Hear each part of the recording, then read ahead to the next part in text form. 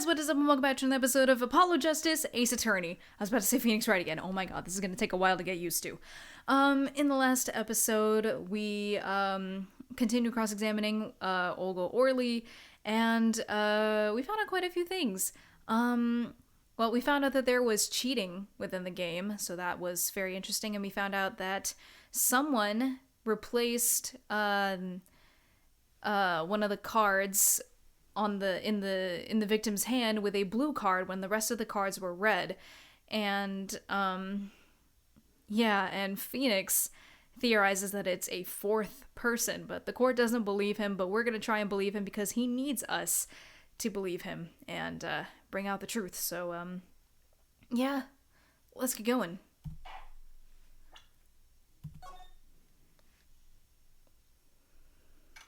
April 20th, 12:14 p.m., District Court, Courtroom Number 2. Court will now reconvene. Has our witness, Miss Olga Orly, recovered? Yes, Your Honor. Well, she's regained consciousness. Perhaps we can hear her version of the events again? That's the thing. You see, she's quite fatigued. You're looking a bit fatigued yourself, Mr. Payne. Sadly, fatigue is insufficient grounds for refusing to testify or prosecute. The defense would like to request that Miss Orly take the stand. Very well. The witness will take the stand. Perhaps you could repeat your name and profession? Or perhaps you'd rather admit that you're a poor liar and a poorer loser. Not. Huh? Huh? Name's Olga Orly. That's the truth. I'm a pro dealer. People call me Olga Quick Fingers O'Reilly. Oh, really? Want to know something else? I'm not really Russian, and my last name sounds like O'Reilly. Guess I've been pronouncing it wrong this entire time. There, that's the truth. I hope you're satisfied. Witness, you will tell the court what you were really up to that night. Fine, I'll talk. We had a plan, see? Let me remind you that you are currently under oath. Any further fabrications will have serious consequences. Fine. Fine, I was gonna lie in my testimony before, but now I won't, whatever. Like I said, I'm a pro. That guy, Smith, hired me to do what I do best. I was planted at the Borscht Bowl Club several days prior to the night of the crime, as a waitress. So you were in cahoots with the victim? Not that he needed my help. Smith is a well-known poker player in some circles, but winning wasn't the main purpose of the game. It was about destroying a legend, the unbeatable Phoenix Wright. The plan was simple, elegant really. You see, we set up a trap of sorts. I was to plant a card in Mr. Wright's pocket beforehand, and then deal 5 aces during one of their games. When the hands were revealed, Smith would call him out and search Wright. He would then pull out the planted card and the trap would snap shut. You swapped the cards! Exposed as a cheater and losing on top of it. It would have made a great double play. Just like that, the legend would be dashed to pieces. Indeed. Getting caught red-handed at cheating would cast doubt upon all his prior wins. A 7-year legend destroyed by one little card. That was the plan. Oh really, oh really. How droll. But it appears you made quite the mistake. A mistake?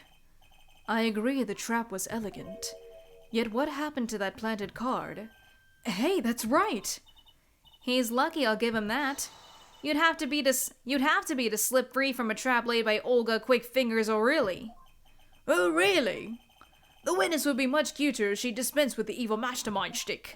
Cute? Who wants to be cute? I'm not cute. I'm bad. You hear me? Bad! When you're through being bad, perhaps you could testify to the court. Tell us about this trap and how it was sprung.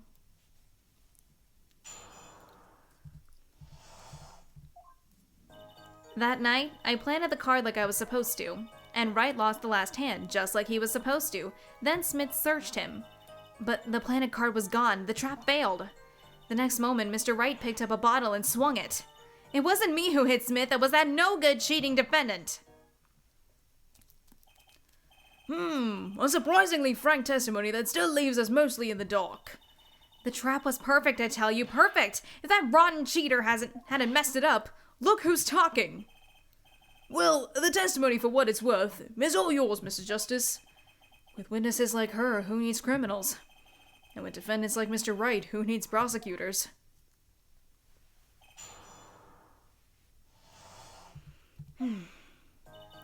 That night, I planted the card like I was supposed to, and Mr. Wright lost the last hand, just like he was supposed to. Then Smith searched him, but the planted card was gone. The trap failed.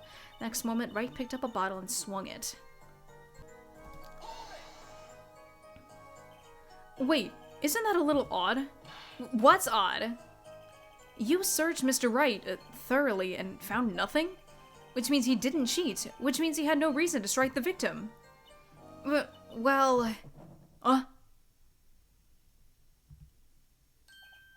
What was that just now? I sensed something. Something wrong, Mr. Justice? No, nothing, Your Honor. What to do? Should I press her a little harder? Miss O'Reilly, you're hiding something. What are you talking about? You... me? Quick fingers really? Hide something?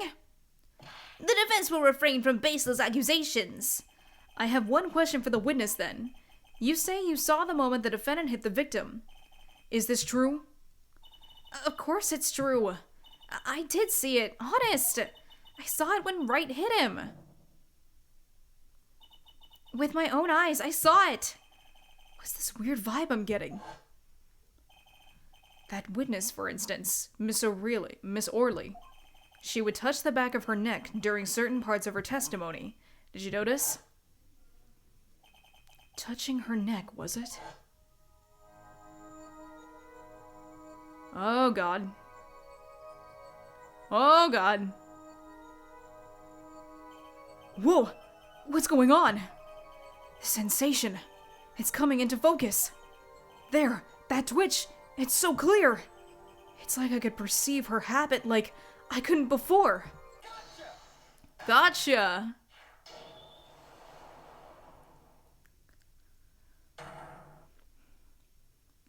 Miss O'Reilly, perhaps you are unaware of this yourself. Unaware of what? Whenever you get to a certain part of your testimony, you touch the back of your neck with your left hand. My neck? So what? What indeed, Justice? I hadn't noticed anything of the sort. When she says that part of the testimony, she's subconsciously recalling something. Her body reacts to the memory and she touches her neck. I'm sure of it. A memory? Would someone care to explain what he's babbling about? This is highly unusual, but let's ask the defense. You claim the witness is remembering something. Maybe you have evidence of this memory to show us. Her habit is scratching her neck whenever she talks about the moment of the crime. So what would remind her most of the moment of the crime? Miss O'Reilly, whenever you recall the crime that night, you scratch your neck. I've noticed it happens when you think about the moment of the crime. There must be some reason behind this habit of yours. I believe the weapon that left an inerasable impression on your neck is this. Whenever she talks about the moment of the crime, she touches her neck. And what reminds us more of that moment than this bottle, the murder weapon? But something doesn't fit. If you were only the witness to the crime, why would that make you touch your neck like you're in pain? What's he talking about now? It was Mr. Smith, the victim who was hit. Not you!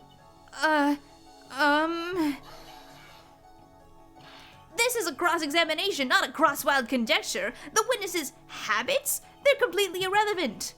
Justice, I'll admit I'm a bit confused myself. This is certainly a unique cross-examination. I'll explain later, just trust me. Now's our only chance to break her. Miss O'Reilly, please testify in detail about the moment of the crime. The very moment. Yet, I am knowing nothing. Oh, come on. We know you're not Russian. The witness will testify. Please, now. Fine. Fine.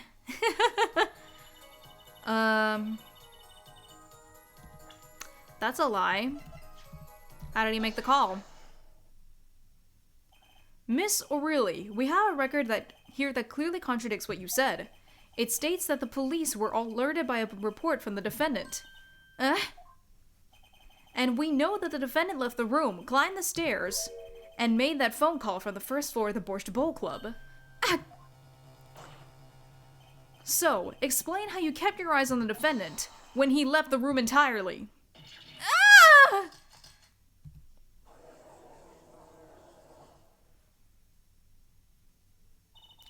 The man who picked up a bottle and swung it that night wasn't the defendant.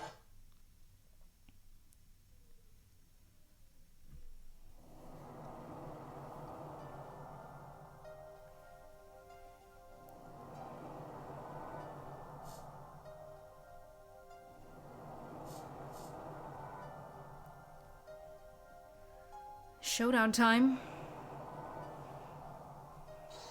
You dirty cheat! Check his pockets, now! It's gone. The card's gone.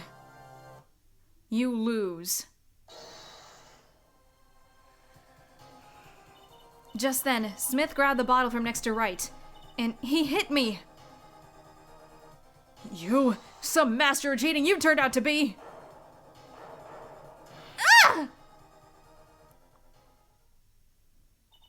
When I came to, the victim was already dead. Is that it? That's why I couldn't reveal who I really was. If it came out that I was in league with Smith, I'd be a suspect for sure. Well, where does this leave us?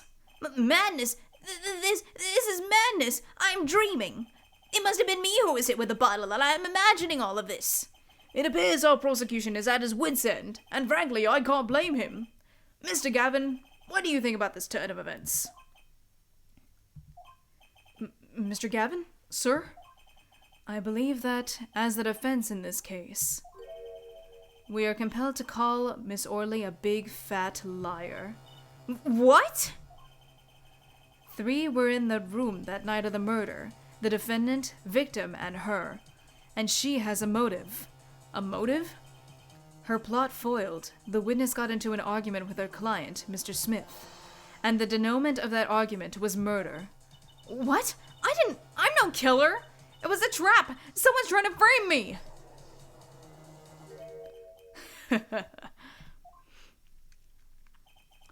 What tangle webs we weave when we practice to deceive, so tangle we catch ourselves in the process. Mr. Wright? Such a hasty conclusion. It's not like you, Christoph Gavin. What are you saying?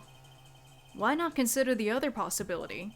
That there was another person in the room at the time of the murder. Right, like Mr. Wright was saying before recess. A single card was swapped into the victim's hand after the murder. And the one who swapped the card didn't know 2 colors of cards were being used. A 4th person. Ha! This theory again! Your 4th person doesn't exist! Indeed. That's why I decided to bring this case to court. Here, where there's no escape and no chance for deception. The perfect place to catch the real criminal. The real criminal? And we're in luck. A clue to the real criminal's identity was kindly provided for us. And right at the beginning of the trial, no less. What? Apollo, perhaps you know what I'm talking about? Sorry. Remember what I said. The 4th person who swapped the cards made one critical error. He or she wasn't considering the color on the backs of the cards. Right, but how could such an obvious mistake occur? The cards used for the last game were red. Yet, there was one person here, in our court, who thought those cards were blue. Yeah, I had that impression too, but why? Well, Apollo, think you can figure out who it was? It's not me, I swear! Who is this 4th person? Why do I always get put on the spot like this? Let's hear what the defense has to say. Who was it? Who thought the cards were used in the final game were blue? Okay, so Phoenix knew, Smith knew, Olga knew. Payne probably not, so he's the only one who makes sense.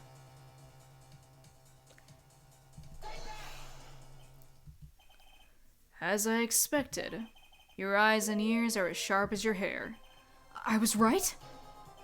Christoph Gavin, you were the fourth person that night. But of course Mr. Gavin knows the color of the cards. How would he? As you can see, the photo of the crime scene is black and white. You can't tell which of the cards were blue, the ones on the floor or the table. But look! You can see the colors in this photo. Yes, but when he said the cards were blue, it was well before this evidence came to light. It is true that the defendant was engaged in a game of poker with the victim, yet it was only that, a game, in the purest sense, a competition, Your Honor. A competition? Yes, a test of wits, a silent clash of passions. Only the cards, their backs wreathed in blue flame, know its final outcome. Well, Christoph? Mr. Gavin? Mr. Gavin, is something the matter? No, nothing. Excuse me, it was just so sudden. Right. You aren't seriously accusing me, are you? Oh, Christoph? You know even I never take a joke this far. This has gone beyond ridiculous, beyond dumb. This is insanity. The defendant accusing his own defense attorney of murder? I assure you, I'm quite sane. But what possible connection could Mr. Gavin have to the victim? I wasn't aware that I had a connection to Mr. Smith either. Yes, but Mr. Gavin and the victim have never even met. Well, what if they have? Huh? There is a possibility, after all. They may have met that night before the game started. What are you suggesting? Is this the truth Mr. Wright was staying silent about? Well, only one thing to do. Mr. Wright, the defense would like to request that you testify to the court. The defense would like to request no such thing. Mr. Gavin? Testimonies must relate to the case. How could anything happening before the game of poker be related? I'm not sure I follow, Mr. Gavin. As I explained before, the defense believes that Miss O'Reilly... Am I to assume that you speak for Mr. Justice in this? He is the defense, not you. Mr. Justice, the matter of Mr. Wright's testimony is up to you. Oh, okay. Does the court, in your opinion, need to hear Mr. Wright's testimony? This was Mr. Wright's strategy. He was planning this all along, and I intend to see it through. The defense would like to request that Mr. Wright testify to the court. Et tu, Justice? You would betray me, your teacher?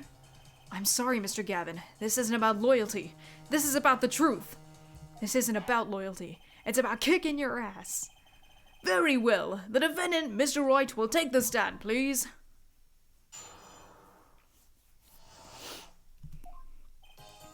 That evening, Christoph and I had dinner. We sat at the table in this photograph. Shady Smith walked in 5 minutes after Christoph left. When the trap failed, Smith hit the waitress. The girl was knocked out cold, and Smith was uncontrollable. I left to call the police. When I returned, he was dead, blood streaming from a cut on his forehead. That's when I made another phone call, to defense attorney Gavin. Mr. Gavin, you were at the Borscht Bow Club the night of the murder? I dine with him rather frequently. And he talked to the defendant on the phone directly after the murder? Quite against my will, I had become involved in a murder. I thought I might be in need of a lawyer, so I called him. You were planning this all along, weren't you? Right. Just because you wanted to drag me into your little murder trial. The only thing I want is the truth. As I did back then, and now. I thought my office was doing you a favor when we took on your defense. It appears that I was wrong. Very well. The defense may cross-examine the witness. Justice. Sir? He's lying, and you're going to expose him. Understood, sir. Mr. Gavin versus Mr. Wright. This can't end well. Why can't I have a normal trial? Please let this be a normal field trip. Okay, that evening Christoph and I had dinner. We sat at the table in this photograph. Shady Smith walked in 5 minutes after Christoph left. When the trap failed, Smith hit the waitress. The girl was knocked out cold and Smith was uncontrollable, so I left to call the police. Huh, okay. I'm not entirely sure what to do here. You had dinner with Mr. Gavin? Why didn't you invite me? Yes, he dines with me quite often at the Borscht... he dines with me at the Borscht Bowl Club quite frequently. We were enjoying a usual dinner at our usual spot. As usual. Usual? I always eat at the table closest to the piano. I see. Where Mr. Smith was sitting. So the plates and such on the table were from your dinner? Indeed, the remnants of my meal with Christoph. We dined for 2 hours, then Christoph left. After that... 5 minutes? So the two of them could have passed in the restaurant during that time. That would have been a fateful encounter, to be sure. Oh, Mr. Wright, what was it you said? Christoph Gavin and Shady Smith may have met? I believe I did say that. Here I was all nervous about this meeting, and now we hear they just passed in the hall? That does seem a little weak as a pretense for murder. Oh, it would be, if that was all that really happened. Come on, Mr. Wright. What are you hiding this time? About this failed trap. This is the same trap that Miss Olga Orly mentioned? The plan was simple. Elegant, really. You see, we set up a trap of sorts. I was to plant a card in Mr. Wright's pocket beforehand, and then deal 5 aces during one of their games. When the hands were revealed, Smith would call him out and search Wright. He would then pull out the planted card and the trap would snap shut. You swapped the cards! Just like that, the legend would be dashed to pieces. Yes, a harmless prank in essence. It was by a quirk of fate that I happened to discover it. A quirk? I happened to put my hand in my pocket and found a card. The card she planted! Yes, I snuck a peek at it and found out it was the 5 of hearts. I had a feeling something might happen, so I disposed of the card. Before the game. Disposed? Where? There was an empty bottle of grape juice I had been drinking right beside me. I threw the card inside the bottle. An empty bottle of grape juice? The murder weapon? Yes, I rolled it up and shoved it in. The colored glass makes it hard to see. A battle of wits between the deceiver and the would-be deceived. That sounds like terrific drama. A card inside the murder weapon? That's strange. Did the police miss it in their investigation? Maybe I'll take a look. Mr. Wright, the poker head of courtroom number 3 approves of this battle of wits. Please revise your testimony with this new information. I discovered the trap during the game and disposed of the card in the bottle. Alright, time to check the bottle.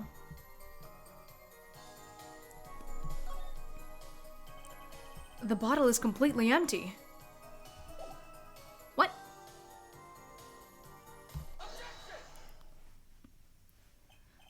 Mr. Wright, if I may? Yes? I've examined the bottle and I don't see any card in here. No? What, Mr. Wright? Surely isn't all you have to say for yourself? Can't say I know what happened to the card. I did put it in that bottle, however. Huh? Maybe a 5th person came and took it out? Oh, and a 6th person could have helped. Mr. Gavin, Mr. Wright is your client. My apologies, Your Honor. I won't have you disparaging our investigation either. We looked inside that bottle. There was nothing.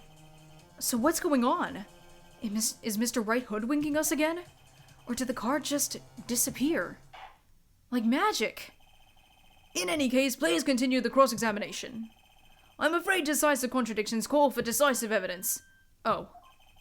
Push him harder, Justice. Break him. It's just you and the witness in the ring. Go for the KO. Why do I get the feeling we're not on our client's side anymore? This is a bloodbath.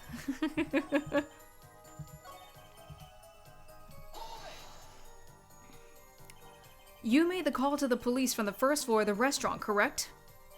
Exactly. Cell phones don't get a signal down in the hideout. Was anyone else on the first floor at the time? Not a soul. It was the middle of the night after all. So there, in the darkened restaurant, I called the cops. After making the call, I returned to the hideout. It didn't seem right to leave the injured waitress alone. And when you returned, the victim was already... dead, yes. I'll admit I was a little startled when I walked in. A little? He was bleeding from his forehead, after all. I guess I'd be startled too if I walked in on a scene like that.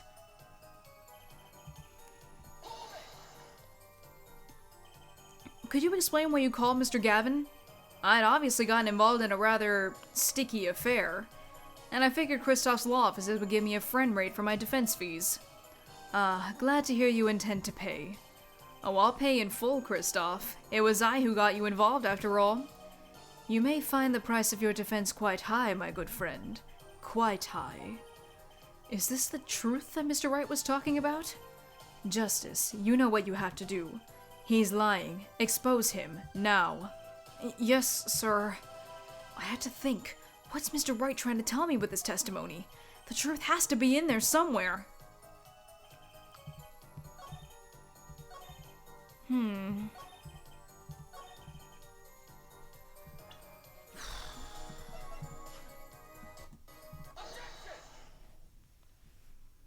Mr. Wright, if I may. Yes? Take a look at this photograph of the crime scene. See the victim here? He's wearing a hat. I wouldn't think you could see blood on his forehead. Good point. Good point. Justice. Next time you point out an inconsistency, put a little more oomph into it. Mr. Roy, can you explain this to the court? I forgot to mention something. I was the one who put that hat on his head. Huh? You put the hat on the dead man's head? He wore it through our entire poker game. After calling the police, when I returned to the scene, his head was in full view. Shining bright, just like in this photograph. And I picked his hat up off the floor and put it on his head. Well, why'd you do a thing like that? All I can say is, I'm sorry. But that's the only thing I touched at the crime scene. So, Miss O'Reilly didn't see it? It being the victim's, his head? I think not. She was out cold. I believe I was the only one who witnessed his head. Here we go again. Mr. Gavin? Pardon. It just seems that our client is determined to lie his way through this case. Hey, he's still our client, isn't he? I believe that's enough of that.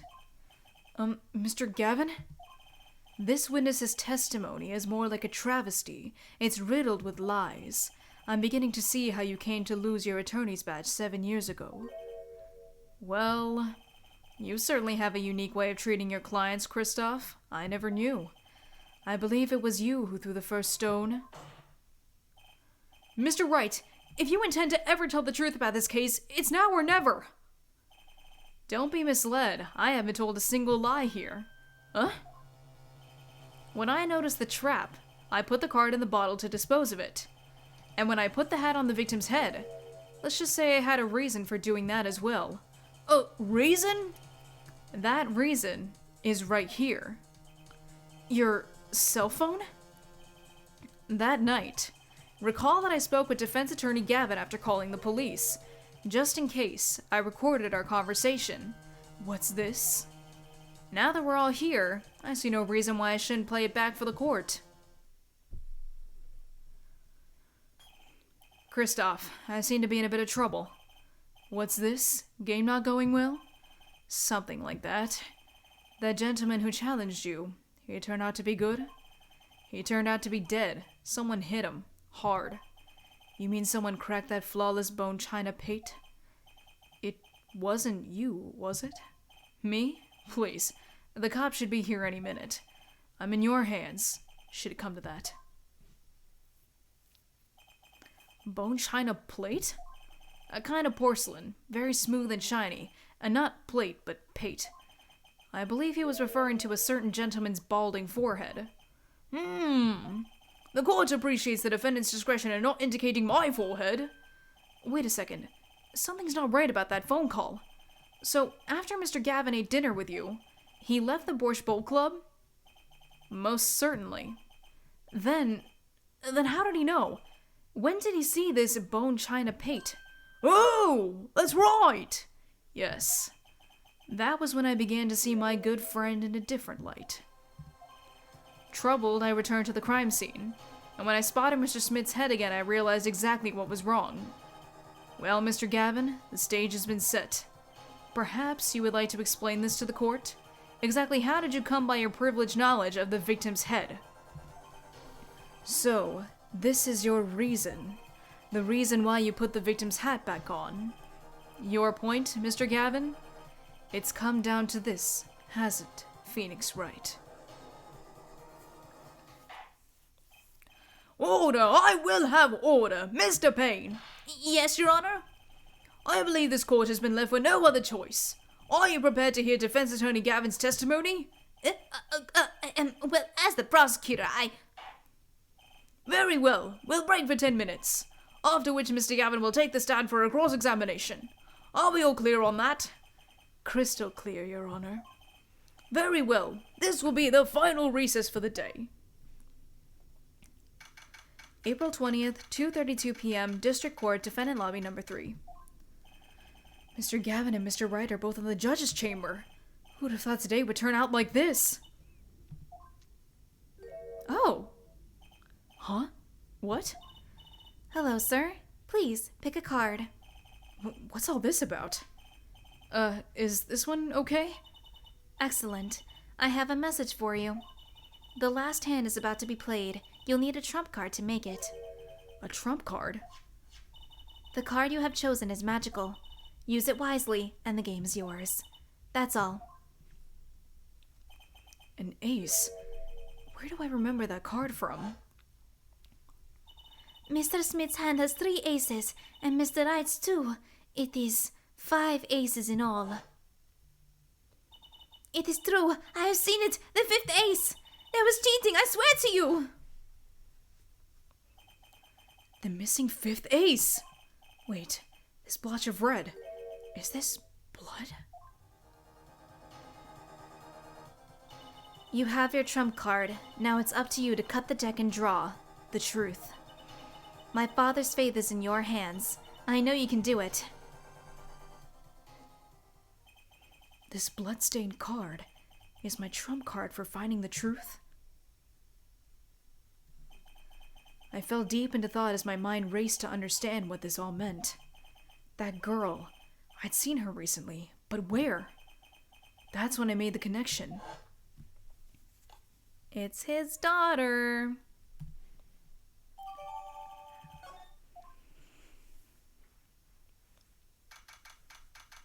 April 20th, 2:45 p.m., District Court, Courtroom Number 2. Court will now reconvene. Defense Attorney Christoph Gavin, will you please take the stand? Now then, if you would, Mr. Payne. Yes, Your Honor. Will the witness state his name and occupation? Is this farce necessary, Your Honor? Believe me, far stranger things have gone on in this courtroom. Fine, I'll play along. First, there's one thing we need to have made clear. How did you know about this secret beneath the victim's hat? By secret, I'm guessing he means the fact that Mr. Smith was bald. Forgive my curiosity, but what is it about this fellow's head? Your Honor seems to have an inordinate interest in it. Hey! I wouldn't call it inordinate, Mr. Gavin. Oh! Exemption 2001! What do you think you're doing, right? Wow, things sure look different from the other side. You know what I mean, Apollo? Speaking of looking from the other side, let's consider something for a second. The victim wore that hat all night, never once taking it off except for that one time. That one time being the instant he was hit. Oh!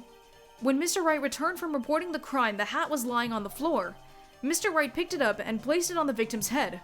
In other words, in order to have seen Mr. Smith's bald head, you would have had to be at the scene of the crime, at the time of the crime. In other words, you'd have to be the real killer. Is that what you're trying to say? Not bad, Apollo. Mr. Gavin, I'm afraid that I haven't been entirely honest with the court. What? Oh, I assure you, I had the noblest of intentions. I did it all to protect my client, Mr. Wright. Yet I'm afraid in the current situation I see little reason to hide anything. Very well.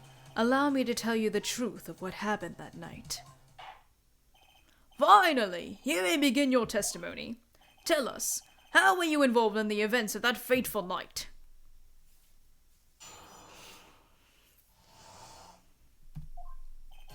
The rage I sensed in that man that night troubled me, so I returned to the club.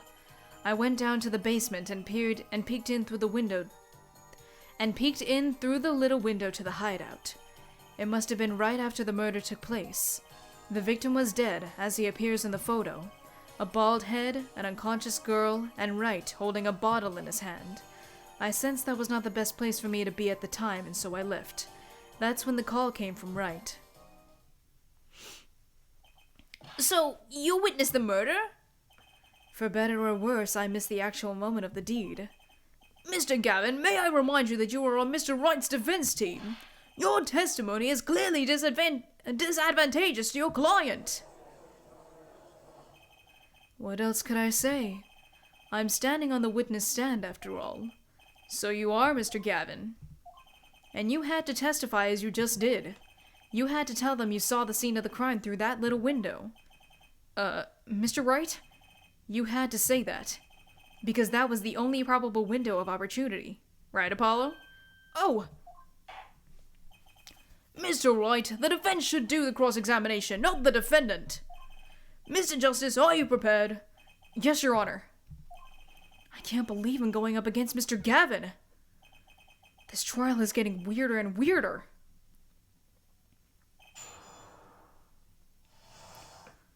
Alright, I think that's where we're gonna stop for today. Roll the end card. Objection! You haven't hit like and subscribe yet! Hold it! You forgot to ring the bell to get notified whenever I upload! Take that! Click here to watch more of my videos! Thank you guys so much for watching, and I'll see you guys in the next episode. Bye-bye!